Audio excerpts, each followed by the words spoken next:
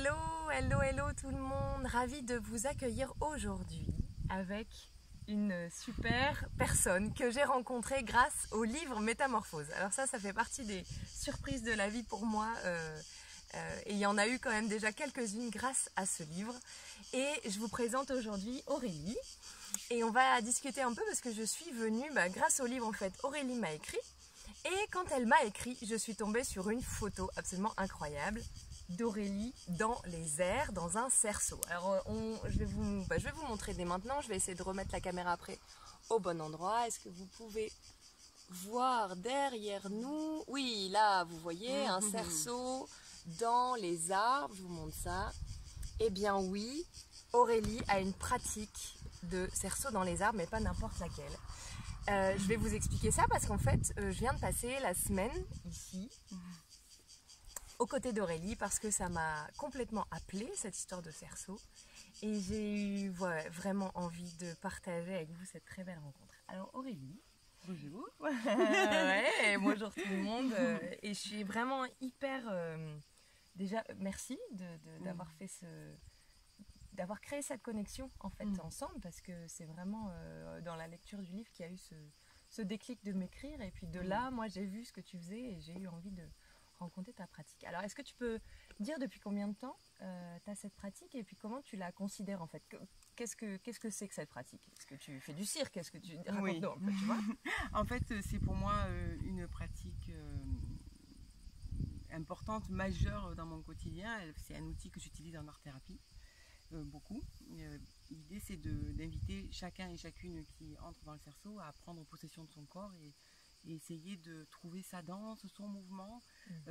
C'est aussi un moyen de développer sa conscience corporelle, parce qu'on est obligé d'être attentif à toutes les parties du corps et d'y mettre du poids ou de la légèreté pour se positionner en fonction de l'équilibre qu'on a ou qu'on n'a pas. C'est aussi une manière de se renforcer sur le plan musculaire et aussi au niveau émotionnel, parce que quand même au niveau émotionnel ça vient mobiliser plein de choses. Si on rit, c'est parce que je suis la bonne personne, on en parlera après. Oui, voilà. Voilà, donc c'est vraiment pour moi un outil art thérapeutique majeur, d'accompagnement majeur, et que j'ai grand plaisir à partager, que j'ai eu grand plaisir à partager avec toi. Je te remercie. Et je te remercie aussi pour ton livre. Tu sais à quel point il a été fondateur dans mon cheminement, et voilà, c'est important de le rappeler. Justement, c'est comme une évidence en fait, j'allais en parler, mais tu amènes le sujet. Ta pratique aujourd'hui et qui tu es aujourd'hui en tant qu'accompagnatrice, c'est forcément lié, tu as cet outil-là, mais tu en as plein d'autres. Et ta connaissance du corps, est-ce que tu peux là tu dis le livre t'a servi, mais est-ce que tu peux raconter ce petit bout de ton histoire? Bien sûr. Parce que ça fait vraiment de toi, voilà, quelqu'un qui peut accompagner et qui sait ce que c'est le changement. Oui, tout à fait. Alors je suis médecin de formation et T'as exercé? J'ai exercé en cabinet en tant que médecin libéral, médecin généraliste, en cabinet de médecine générale du coup, et je me suis dans le même temps formée à différentes pratiques art thérapeutiques, notamment avec des outils liés à la danse. J'ai fait aussi des formations autour de la bibliothérapie, de la médecine chinoise. J'ai exploré plein de domaines parce que j'avais l'impression que la médecine me nourrissait pas complètement au niveau du cœur, mais c'est moi, c'est pas une critique de la médecine. Enfin, en tout cas, il est clair que la médecine m'a beaucoup apporté sur le plan du fonctionnement du corps, de la physiologie, de l'anatomie. Je suis très heureuse de ça, de la relation à l'autre, de comment on échange avec quelqu'un qui est en souffrance. Ça m'a vraiment beaucoup apporté, et j'ai eu besoin, moi, à un moment donné, pour me réaliser, d'aller au-delà de ça et de faire quelque chose de tous ces outils que j'avais. Et voilà, mais donc j'ai plongé dans l'art thérapie à fond, et du coup j'ai le bonheur de pouvoir profiter de mes connaissances en médical pour pouvoir entendre aussi les douleurs de l'autre quand il s'agit de douleurs physiques ou de douleurs émotionnelles même, et de pouvoir reconsidérer l'autre avec d'autres outils que l'allopathie. C'est quand même une richesse folle. Voilà. Et en plus, c'est pas comme si tout d'un coup tu t'étais ouvert à l'art thérapie. En fait, t'es danseuse. Oui. La danse et l'aérien, c'était déjà dans ta vie, et c'est dans ta vie depuis longtemps. Oui, alors j'ai commencé la danse avec de la danse contact. J'avais une vingtaine d'années. Après, j'ai pratiqué le tango argentin, beaucoup, parce que j'ai compris que dans la relation à l'autre, Quand on danse, il se joue plein de choses. L'autre est un miroir. Et du coup, ça permet de se regarder et avec attention et finesse. Et du coup, toutes les pratiques dansées que j'ai eues par ailleurs, que ce soit de la salsa ou en aérien, ont renforcé ça, cette connaissance approfondie de ce que je suis. Et quand j'ai choisi de prendre un chemin où je sentais que ma réalisation était là, la danse est venue tout de suite s'imposer. Tu faisais déjà de l'art, enfin pour toi-même en fait, Oui. tu utilisais déjà la pratique comme un développement pour toi, enfin comme source de connaissances, comme tu dis, un miroir de là où tu en étais. Tout à fait, et j'ai invité toujours l'autre à avoir une activité physique, quelle qu'elle soit, parce que c'est une manière de se dépasser pour certains, une manière de se rencontrer pour d'autres, une manière de se déployer, ça peut être le soutien de beaucoup de choses, en tout cas en termes de développement personnel. Et j'ai aussi utilisé la bibliothérapie en cabinet, en prescrivant des bouquins. En prescrivant des bouquins. Ton bouquin, je l'ai prescrit bien sûr, évidemment. Alors la prescription a ses limites dans le sens où, en fait, on dit à l'autre, tiens, ça c'est bon pour vous. Ça peut en tout cas. Mais j'ai senti que je pouvais au moins faire ça comme proposition thérapeutique. Et il m'est arrivé d'accueillir un patient au cabinet de médecine générale, de l'écouter attentivement et de le laisser repartir avec seulement la prescription d'un bouquin. Et donc ton bouquin a été fondateur. Ton bouquin a été fondateur dans mon chemin parce qu'il est venu nourrir la conviction qu'on pouvait changer de vie. On pouvait être bien installé dans quelque chose de très confortable et penser que, en fait, on s'est peut-être, j'allais dire trompé. Non, parce que c'est un chemin qui a été génial le temps que je l'ai emprunté, mais on avait le droit de changer de voie. Et puis effectivement, enfin passer de la médecine généraliste, enfin de soi-disant le cabinet installé, enfin une vie bien réglée, des rendez-vous, une clientèle, enfin une patientèle, on dit, je pense, c'est assez, enfin voilà, c'est hyper courageux. Et quand tu me dis que le livre a fait quelque chose, bon, je crois que c'est surtout toi, mais le livre il est venu, voilà, il est venu en miroir à une part de toi qui était prête, et c'est juste magnifique. Et alors je sais aussi que donc tu accompagnes aujourd'hui plutôt des femmes, enfin je dis pas que c'est pas ouvert aux hommes, mais il y a quand même, je sens en fait chez toi un vrai investissement. Ouais, c'est ça, je sens ça. Est-ce que tu veux en parler? Enfin, qu'est-ce qui t'amène à croire vraiment dans cet outil aussi et en la femme? Alors, d'abord je suis une femme, donc j'ai travaillé avec différentes associations qui luttaient et qui militaient contre les violences faites aux femmes. Ça, c'est un grand combat pour moi dans la vie. Je crois qu'on est toutes malheureusement exposées aux violences, que ce soit des violences directes, physiques, psychologiques, ou des violences indirectes qu'on appelle la violence ordinaire, dans ce qu'on croit être banal. Et qu'en fait, le corps de la femme et le mental et son cœur aussi reçoit comme un acte de violence. Et pour moi, c'était très dur d'observer ça, même en cabinet de médecine générale, de voir comment la violence peut être banalisée. Et j'ai senti que avec les outils dansés, en particulier le cerceau qui demande un véritable effort, c'est une invitation à se positionner et à dire bon là je me dépasse, et à prendre possession de son corps et du coup à prendre possession de son mental, parce qu'on est dans du choix, et je vois bien comment ça a transformé la vie de certaines femmes. Et toi, tu dirais que ça a transformé la tienne? Ça a transformé la mienne. Pratique, parce que complètement. On rentre pas dans les détails, mais la violence, tu connais aussi. La violence, j'ai connue, physique et psychologique, malheureusement, et je me sens tout à fait tranquille aujourd'hui avec ça. Enfin, je crois.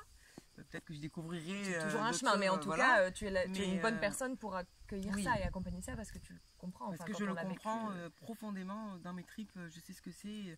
Je sais comment le chemin est difficile quand on veut aller au-delà de ça, du traumatisme, qu'il faut d'abord digérer. Il faut accepter qu'on ait été victime à un moment donné pour pouvoir reprendre le contrôle de sa vie. Et je félicite toutes les femmes qui prennent ce chemin-là. C'est un chemin. Et toutes celles qui ne le prennent pas, c'est pas grave, il n'y a pas de jugement non plus. Enfin, je félicite celles que j'accompagne, parce qu'elles ont été exposées d'une manière ou d'une autre à différentes formes de violence, et elles ont choisi d'essayer des choses pour se réparer.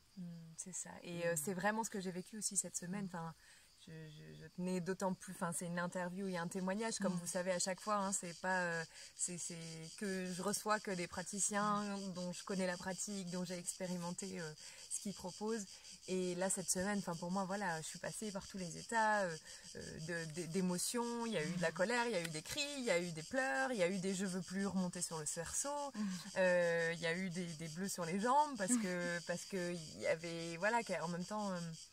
Il y a un vrai rapport à cet objet et c'est incroyable. On a parlé. Moi, à un moment, j'ai vraiment senti ce cerceau comme un espace de matrice de l'enfant, de la maternité. Enfin voilà, il se joue énormément de choses. Oui. Et j'ai aussi pu assister à un moment de groupe avec toutes les femmes et j'ai vu à quel point déjà ta bienveillance et l'ambiance que tu as pu créer, c'est une forme de cercle de femmes. Enfin, ça se voit que. Ah oui. C'est vraiment un endroit où elles se déposent aussi, où il y a un soutien. J'ai trouvé magnifique qu'on applaudisse chaque femme là où elle en est, dans la figure enfin l'endroit en tout cas où elle se dépasse. Oui, c'est tellement important. C'est juste merveilleux. C'est merveilleux. C'était touchant, très très très. Merci très touchant. de me dire ça. Pour moi, c'est trop important de les féliciter, de l'endroit où elles sont. Il ne s'agit pas de féliciter la performance parce qu'elle est parfaite, mais juste le déploiement de chacune. C'est ça. Et moi j'ai pu cheminer vers elle. Voilà, j'ai vu qu'une pouvait avoir une difficulté avec finalement quelque chose. Je me suis dit oh là ça va être difficile, puis finalement ça je l'ai réussi. Puis d'autres choses dans lesquelles d'autres sont à l'aise, pour moi c'est plus difficile. Oui. Et c'est génial aussi de se dire voilà là on voit encore plus à quel point on est unique, même si on a vécu des traumatismes ou des violences, des abus. Et que ça pourrait nous mettre quelque chose en commun, notre corps a réagi et a créé un comportement différent en fait. Donc, et ta connaissance du corps, j'ai adoré, je vous confie encore, mais Aurélie à un moment a aussi fait appel à ses connaissances en médecine chinoise et voilà, dans l'alignement, dans la position de ma colonne vertébrale, comment je pouvais peut-être essayer d'aider mon corps à libérer certaines émotions, certains traumas, etc. Par le massage, par d'autres choses. Donc c'est une pratique hyper complète et je ne peux que vous dire, essayez, venez ici en Ardèche, voilà, vraiment. Et puis Aurélie, t'es aussi pleine d'initiatives. On s'est beaucoup amusé cette semaine parce que je suis arrivée au bon moment. Et en fait, est-ce que tu peux parler de cet événement parce que ça a lieu en septembre et les femmes ont participé à quelque chose, tu veux... Ah oui, je vais en parler avec beaucoup de bonheur. J'ai eu envie, pour les accompagner toujours sur le chemin de la rencontre d'elles-mêmes et pour les aider à se déployer, d'utiliser un autre outil que je pratique en amateur, c'est la photo. Et il fallait, dans mon esprit, créer quelque chose en lien avec l'image de la femme et quelque chose d'autre. Pour le coup, j'ai eu l'idée du vin. On est entouré de vignes. Hein. Oui, on est entouré de vignes, oui, c'est ça. Donc le vin au féminin, j'ai eu l'idée de faire un concours photo. L'idée, c'était pas de récompenser la plus jolie modèle, ni la plus belle photo du photographe, X ou Y, mais c'était de récompenser un binôme ou deux binômes pour leur créativité, pour comment on a pu mettre en évidence l'entièreté de chacune. Il ne s'agit pas de dire c'est une photo parfaite ou pas parfaite, c'est juste, c'est toi qui se dévoile ou qu'est-ce qui se dit. J'ai vu chacune de ces femmes, donc qui transitent par l'artisterie, à qui je donne des cours ou de yoga danse ou de cerceau ou n'importe quoi. Je les ai vues aller au-delà d'elles-mêmes, vraiment au-delà d'elles-mêmes, tout tenter pour montrer ce qu'il y avait de plus beau en elles. Mais elles ne savaient pas ce qu'il y avait de plus beau en elles, puisque l'expérience qu'elles ont faite là, elles ne l'avaient pas faite avant. Du coup, il y en a qui se sont dénudées, il y en a qui ont essayé des trucs avec des instruments pour se positionner. Elles se sont écoutées. En fait, à ce moment-là, elles ont laissé le corps aussi. Oui, elles ont laissé le corps faire. Ouais, mais tu leur laisses le temps. Enfin, voilà. Oui, voilà. Tu donner l'espace aussi pour accueillir tout ça et c'est très très beau. Oh, c'était trop beau. Et vous avez fait le choix, ça fait partie aussi du dépassement parce que le fait qu'il y ait une exposition en art thérapie, c'est pas forcément utilisé, voire validé, pour plein de raisons, parce que la représentation peut être aussi une mise entre guillemets en danger. Oui. Mais là, dans cet exercice, il y a une vraie conscience de et comment je fais après, cette étape d'après où je m'expose, ou en tout cas j'ose exposer une part de moi, de ma créativité, etc. Oui, et avec bienveillance. Je sais que autour de cet événement... Oui, en fait, l'idée c'était qu'elles repartent avec plein de photos d'elles, où elles pouvaient se regarder autrement que le regard regard qu'elle porte sur elle habituellement et qui est, des fois on est un peu dur avec notre image. Et elle nous confie, elle dit nous, en tout cas le domaine avec lequel on organise l'événement et moi, 1 ou 2 photos d'elle. Voilà, elles ont choisi de se montrer comme ça et elles nous confient et on en prend soin.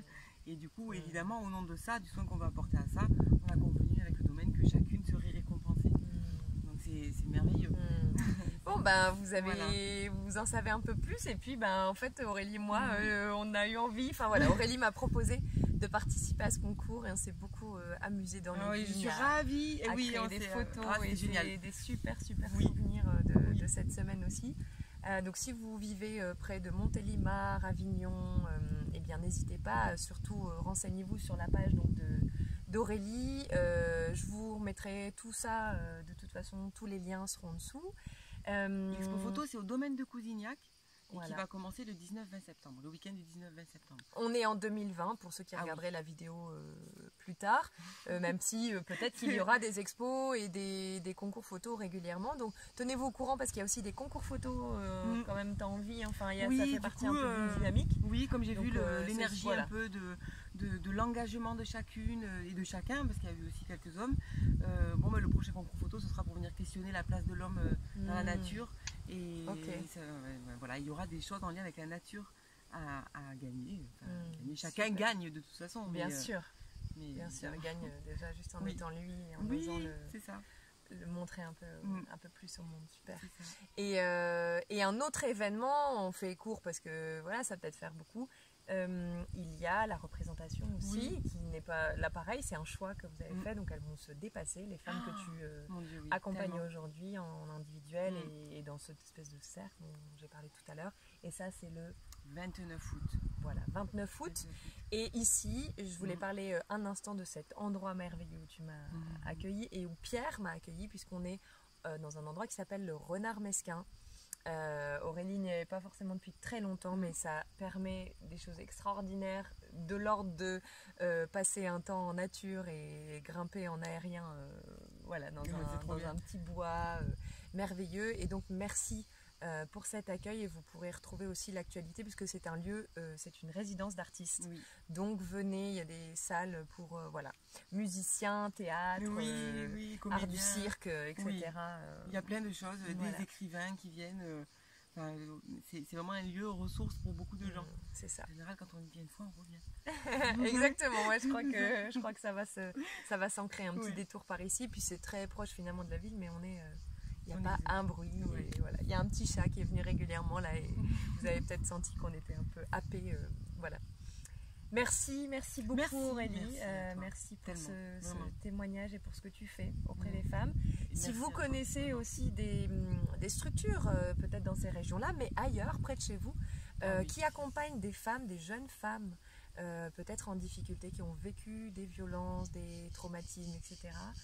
Je sais qu'on a dit que aujourd'hui tu offres des séances aussi, enfin tu offres en tout cas tu offres de ton énergie, de cette générosité d'accompagnement dans des structures on va dire spécialisées, pour pas nommer particulièrement parce que je pense que ça peut être plein de choses en fait.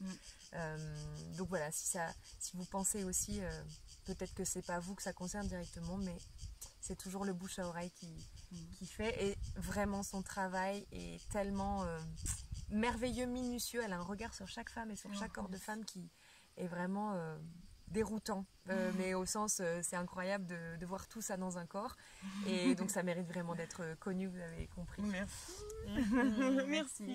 Merci Aurélie. Et puis merci à vous. Merci à vous. Et voilà, j'espère que... lisez son livre si c'est pas fait. J'espère qu'on va pouvoir, peut-être qu'il y aura d'autres propositions, d'autres moments. En tout cas, n'hésitez pas, si vous avez ne serait-ce que juste senti un petit élan, osez écrire, envoyer un message à Aurélie, et je suis sûre que la bonne formule, on trouvera la bonne formule. Voilà, et puis je suis sûre que ça va encore grandir au niveau de tes propositions, peut-être de stage. Oui. Voilà. À très bientôt, je vous embrasse. Au revoir.